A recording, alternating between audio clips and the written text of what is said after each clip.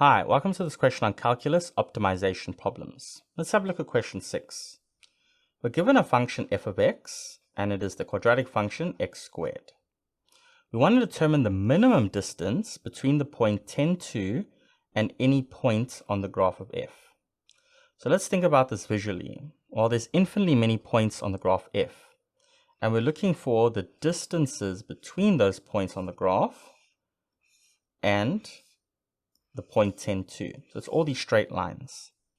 So visually we can see it looks pretty close in this range that we'll get pretty short lines. So maybe the solution is very close to x equals 10. But we can verify that using our calculus techniques. So first of all, let's try to create a function that will explain the distance between a point on f and the point 10, 2. So first of all, what does a point on the graph f look like? Well, it has an x coordinate of x, and the y value is x squared. So that's your f of x. Then the point that we are looking at is 10, 2. So let's recall, what is the distance between 2 points? Well, the distance function is the square root of the difference x2 minus x1 all squared plus y2 minus y1 all squared. Okay, so I'm going to call x and x squared x1 and y1, and then 10 and 2 I'll call x2 and y2. So therefore I have the following equation. The distance is the square root of, so x2 is 10 minus x1 is x all squared, plus y2 is 2 minus x squared all squared. Okay, so that function d tells us the distance between any point on the graph and the point 10, 2. So what is our goal? Our goal is to minimize this value of d. But right now this d is in terms of a square root, and our current calculus derivative laws are quite limited in solving derivatives of surds. So what I would suggest here as a technique, that this is going to be equivalent to finding the minimum of d squared when you have a square root. So let's think why that's true for a second. Well, let's say we have two d squared numbers, 49 and 36. Okay, then the square roots of each of those is going to be 7 and 6. Can you see that? 36 is smaller than 49 and 6 is smaller than 7. So the smaller your d squared value, the smaller your d value. Okay, so that's why these are equivalent. The minimum of d is going to be the same as the minimum of d squared. So d squared, if I square both sides, will give me 10 minus x all squared plus 2 minus x squared all squared. Okay, so I can expand that out. 10 squared is 100. Double the product, that's negative 20x. And negative x squared is positive x squared. Plus 2 squared is 4.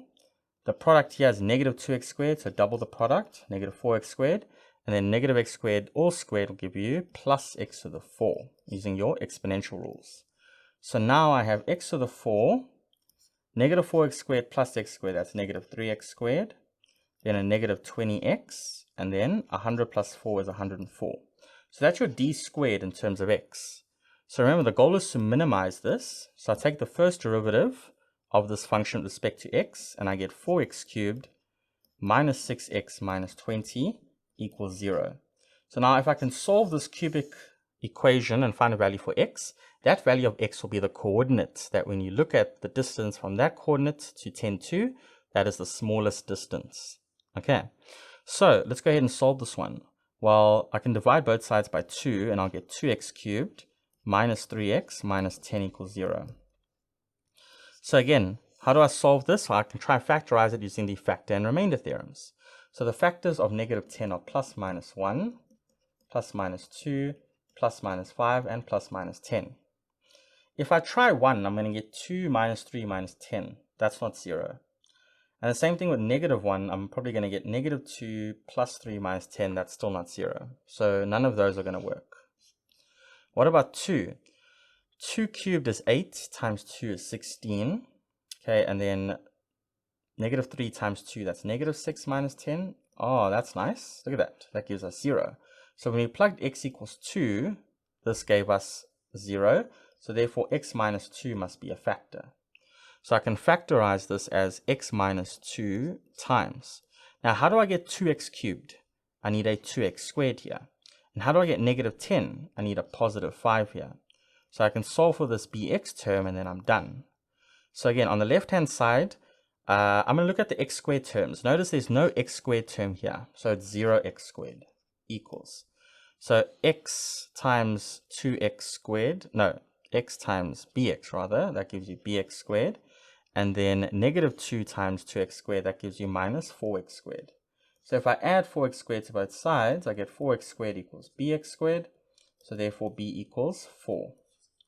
So now what do I have? I have x minus 2 times 2x squared plus 4x plus 5 equals 0.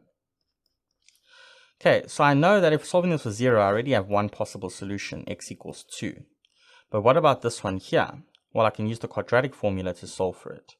Okay, but before I do that, what I want to check quickly is what is the discriminant value.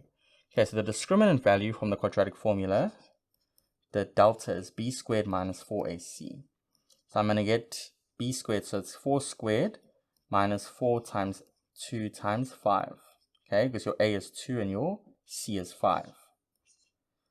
Alright, so that's going to give me 16 minus, let's see, 4 times 5 is 20, so that's minus 40. That's going to give you negative 24, which is less than 0. So your discriminant is less than 0. By nature of roots, this will have no x-intercept values. So there are no real solutions here. So there's only one possible solution, and that's x equals 2. So where does that lie? Well, that's somewhere here. So at x equals 2, 2 squared is 4. So from this coordinate 2, 4 to 10, 2, that will give you the shortest distance between the point on f and the point 10, 2. Okay, so let's just recall in summary, what did we do here? To find the minimum distance between a point on the graph and the point 10, 2, we needed a function that describes the distance. And that was given by the distance formula.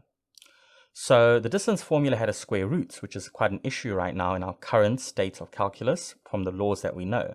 So when we square d, we get d squared equals this expression, which is much easier to work with.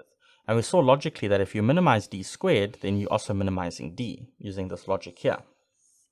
So minimizing d squared, we first expanded out, and then we took the first derivative with respect to x, equated to 0, and that's all in green here. And then we just performed our algebraic techniques, namely the factor and remainder theorems, to solve for x.